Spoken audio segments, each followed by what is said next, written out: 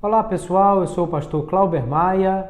Vamos falar agora da lição de número 8, cujo título é A Cura de Enéas e a Ressurreição de Tabita.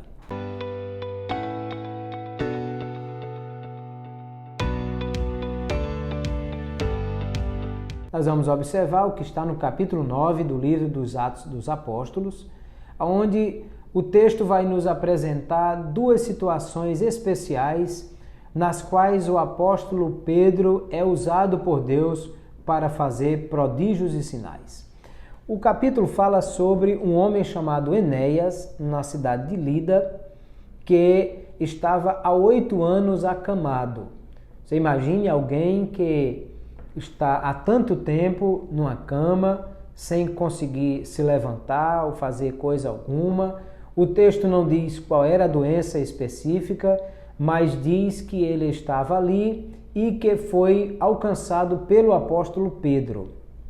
A cidade de Lida, ela está ali naquela região abaixo do Carmelo, na costa de Israel, do que é a planície de Saron. Ali naquela região fica, descendo do Carmelo, essa região de onde está Lida, um pouco mais abaixo fica Cesareia, pouco mais abaixo fica Jope, e estão todos naquela linha ali.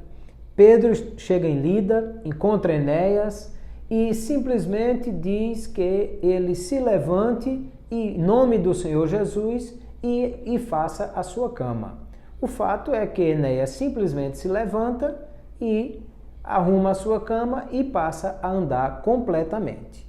Dali Pedro desce e vai para Jope, e chegando em Jope, ele é recebido pelos irmãos que pedem que ele vá com pressa e o levam até uma casa onde está uma irmã, Tabita, ou em grego Dorcas. Essa mulher está morta e na casa estão muitas mulheres que mostram a Pedro as coisas que elas ganharam de Dorcas. Roupas que ela fazia para as mulheres pobres, comida que ela dava para aquelas pessoas, a forma como ela tratava das pessoas necessitadas. E Pedro, então, simplesmente pede que saiam as mulheres, se ajoelha, ora e pede a Deus a sua graça ali, a sua ação sobrenatural, e aí chama Dorcas dizendo: Talita, levanta-te. Ela se levanta e então Pedro entrega as mulheres e ela é recebida com muita alegria. Nesse texto nós vamos ver algumas coisas muito importantes aqui. Primeiro vamos ver o Senhor Jesus curando, e ele garantiu aos discípulos dizendo que eles pregassem o evangelho e em seu nome eles deveriam curar os enfermos. O próprio Pedro já tinha visto Jesus curar enfermos muitas vezes e ele já foi usado por Deus juntamente com João para curar o paralítico à porta do templo, e agora ele está também sendo usado por Deus nessa situação de cura sobre Enéas, que estava ali enfermo. Como também ele já tinha visto Jesus ressuscitar mortos. E agora Pedro é usado para fazer algo semelhante. No caso não é Pedro quem faz, mas é Deus quem faz. Mas Pedro sendo usado como instrumento para aquela ressurreição. Nós precisamos lembrar aqui de duas coisas importantes. A primeira é: quem cura é Jesus. Quem ressuscita é Jesus. Mas ele disse que os discípulos seriam usados para prodígios, sinais e maravilhas, e que isso seria algo para que Deus fosse glorificado através desses milagres. Logo, nós vamos perceber aqui Deus atuando através de Pedro, como também dos demais apóstolos, cumprindo a promessa que disse que eles seriam usados para este fim.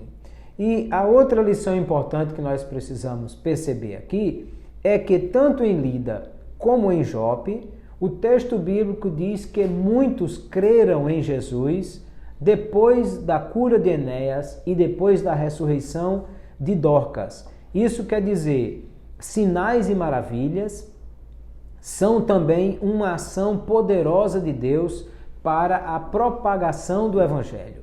Que quando nós estamos pregando o Evangelho, Jesus disse: ide e pregai a toda criatura, e esses sinais seguirão os que crerem. E, portanto, os sinais são também instrumentos de Deus para que a verdade do Evangelho possa ser visualizada por aqueles que não creem, e então isso gere fé na vida dos que estão precisando crer. Tanto em Lida quanto em Jope, o resultado foi de conversões, pessoas que creram, e o nome do Senhor foi glorificado. E não Pedro, ele não teve nenhuma glória para si e nem exaltou-se nessas coisas, mas deixou que Deus fosse glorificado através dessa situação. Assim também eu e você podemos ser usados por Deus para sermos instrumentos através dos quais Ele quer operar a cura e sinais e prodígios e maravilhas. Nós só precisamos deixar que Ele use a cada um de nós e ao mesmo tempo fazer com que a sua glória seja manifesta através dessas questões. O próprio Jesus deve ser aquele que é glorificado através dos milagres e prodígios. E ele mesmo disse que em seu nome essas coisas iriam acontecer. Se nós estivermos dispostos a usar o nome de Jesus com fé e autoridade e dar a ele a glória e o louvor que ele merece, também podemos ser usados por Deus poderosamente em prodígios, sinais e maravilhas. Que Deus nos abençoe. Até a próxima aula.